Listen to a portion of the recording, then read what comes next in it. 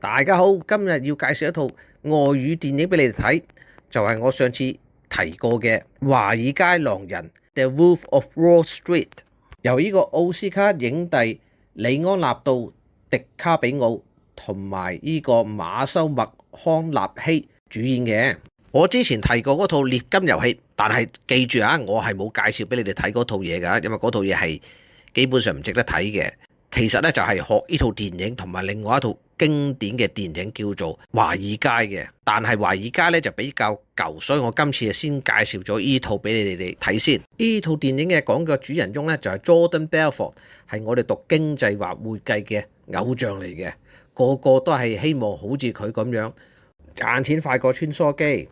細個嘅時候都希望好似佢咁樣喺華爾街嗰度呼風喚雨，過啲紙醉金迷嘅生活。呢套片就比劉德華嗰套就比較現實，你見到佢哋哇又揸靚車玩靚女，又食大麻拍呢個白粉，即係乜嘢都做齊，咁先係一啲頹廢嘅生活啊嘛。喺套片呢都比較粗口嘅，就係 fuck 呢個字呢都講咗成超過500次啊，啱我 style 啊！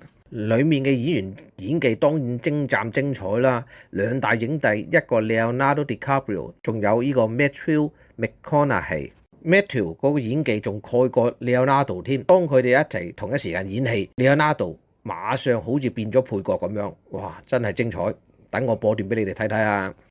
Second key to success in this racket is this little baby right here. It's called cocaine. Right. It will keep you sharp between the ears. It'll also help your fingers dial faster. And guess what? That's good for me. Yes, sir. Revolutions. You follow? Revolutions. Keep the clients on the Ferris wheel. And it goes. The park is open 24/7, 365. Every decade, every goddamn century. That's it. 咁例牌都要講講故事內容嘅，咁嗰個故事咧就係講 Jordan Belfort 嘅一生嘅，咁由 Leonardo DiCaprio 飾演啦。咁電影咧都係描述佢係點樣成為呢個華爾街之狼人嘅，咁由一個小小嘅股票經紀，跟住咧就跟咗佢個導師，頭先我所講嘅由 Matthew 飾演嘅，慢慢學下點樣盡量揸光嗰啲客戶啲錢，點樣讓佢哋繼續投資同埋攞好高嘅 commission， 自己中飽私囊，慢慢一步喺呢個華爾街嘅呼風喚雨。咁啊，希望各位觀眾可以有時間嘅慢慢欣賞呢套超級精彩嘅經典電影啊，《華爾街之狼》。